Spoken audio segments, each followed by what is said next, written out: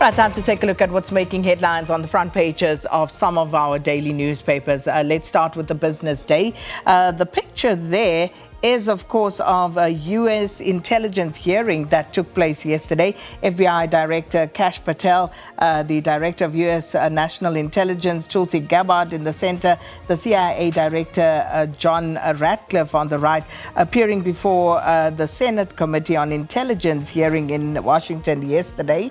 And the hearing was to examine the worldwide threats, and they come a day after a journalist was inadvertently included on a high-level signal group chat on bombing plans in Yemen. And then U.S. names media critic for top job in SA. The Trump administration nominates conservative activist as ambassador. We've been running that story as well. And then interestingly, fossil fuels vital for Africa. Blair, the former UK Prime Minister Tony Blair, has cautioned African governments not to put just transition imperatives ahead of the requirement to develop the continent and its people, urging policymakers to wrestle back the climate change debate from environmentalists. And Action SA rejection puts budget on the line. Another story that the Business Day carries on their front page. Let's move to the Star now. Plans to increase VAT facing stiff opposition. Now, calls for an alternative revenue solution is on the cards. Parties, trade unions and lobby groups have voiced strong objections to the proposed value-added tax increase in the revised 2025-26 budget, arguing that it will disproportionately impact lower and middle income households already grappling with financial difficulties. And then Soshanguve mass shooting death toll rises to 6. Kelly thought I had an affair with Buddha. That, of course, Laurentia Lombard, key witness there in that trial. And Simbine continues to shatter barriers. That's in the sports section of the paper.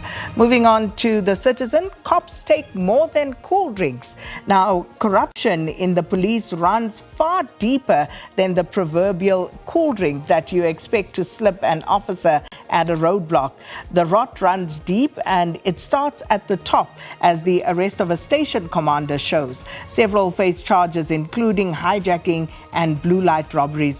But can the bad apples be rooted out? That's the question. Picture there of Akani Simbine and Prudence Sekhodiso with their medals after the team was invited, welcomed back here yesterday. And how to piggyback through life. And here's the money the Sangoma gave me. This is allegedly what missing Jocelyn's mother told her boyfriend. And the Sowetan is our final paper. Broke Safa caught offside.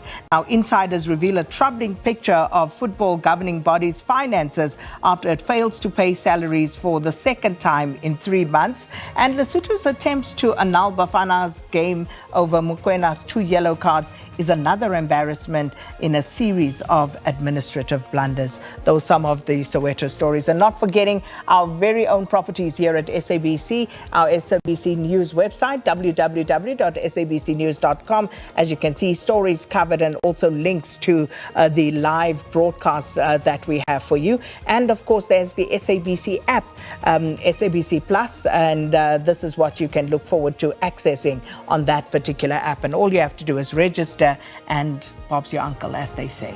It's 7 o'clock.